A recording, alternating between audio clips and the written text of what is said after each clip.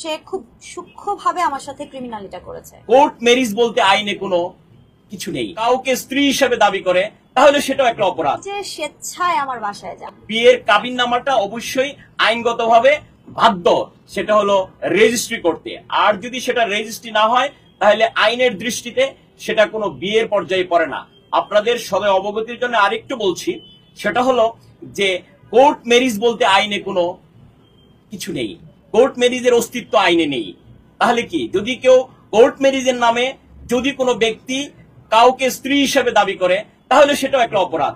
এবং যদি কেউ তার কৃত্রিম ভয়ের সৃষ্টি করেও যদি মিডিয়াতে প্রচার করে সেটাও কিন্তু মানহানি সহ, এবং তার যে প্রযুক্তির যে প্ল্যাটফর্ম, এই প্ল্যাটফর্ম ইউজ করে যদি কোনো কিছু প্রপাগান্ডা মানহানিকর কোনো উক্তি করে এবং তৃতীয় ব্যক্তি দ্বারা কাছে যদি এটা প্রকাশ করে তাহলে অবশ্যই এটা মানহানির পর্যায়ে পড়ে। আমরা ইতিমধ্যে একজন আকাশ টিভির নামের একজন ব্যক্তিকে আমরা দেখেছি যে বর্ষা চৌধুরীকে তার নিজের স্ত্রী হিসেবে দাবি করেছে এবং স্ত্রী হিসেবে দাবি করার সমর্থনে তার কোনো ডকুমেন্টারি কোনো এভিডেন্স কোনো কিছু দেখাইতে পারে নাই। যেহেতু দেখাইতে পারে নাই, সামাজিকভাবে বর্ষা চৌধুরী হেয় প্রতিপন্ন হয়েছে, মানের হানি ঘটেছে এবং আইনগতভাবে আকাশ টিভির ফৌজদারি অপরাধ করেছে। এবং এই বিষয়টাকে উপলক্ষ করে আজকে আমরা মাননীয় চিফ মেট্রোপলিটন ম্যাজিস্ট্রেট আদালত ঢাকায় আমরা একটা সিআর মামলা দায়ের করি এবং সিআর মামলা দায়ের করার পরবর্তীতে মাননীয় আদালতকে আমরা এই মর্মে বুঝাতে সক্ষম হয়েছি, আকাশ টিভির কর্তৃক এই বর্ষা চৌধুরীকে স্ত্রী হিসাবে যে দাবি করেছে এবং তার দাবির পিছনে যে ডকুমেন্টারি কোনো এভিডেন্স সে দেখাইতে পারে নাই এবং সেটা অপরাধ করেছে।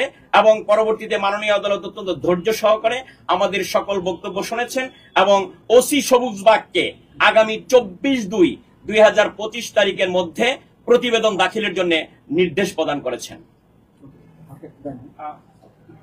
আপনার কাছে আসলে জানবো, কালকে আপনারা অনেক কথাই বলেছেন আসলে আপনার সাথে আসলে সে যেগুলি দেখিয়েছে ছবিগুলি আসলে ওর বাসায়, তারপরে আসলে কি আপনি তার বাসায় গিয়েছিলেন এবং তার বাবার নামে আপনি একটা অভিযোগ করেছেন যে তার বাবা আপনার কাছে 5,000 টাকা নিয়েছে।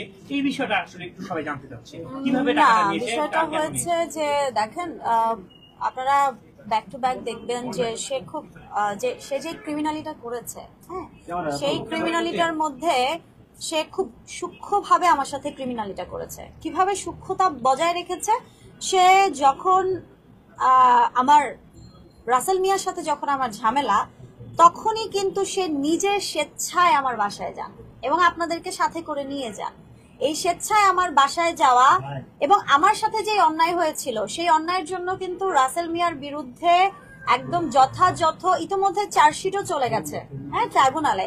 তো এটা কি বিচারাধীন আছে। তো সে কি করেছে, এই মামলার মাঝে সে টাকা খাওয়ার জন্য এবং টাকা থাকে না যে তার প্রতি সেকেন্ডে, সে কিন্তু গত 3-4 মাস চাকরিও করেনি, এই আমার টাকার উপরেই চলেছে।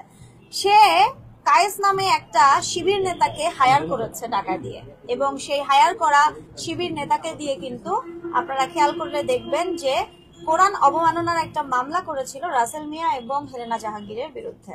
এবং যেই মামলার বাদী ছিল তারই বন্ধু কায়েস, যে কিনা মতিঝিল থানার খুবই নিজেকে শিবির নেতা হিসেবে দাবি করে। হ্যাঁ, তো এই যে তার চক্র, একটা সাংবাদিক কি কখনো এই কাজটা করতে পারে?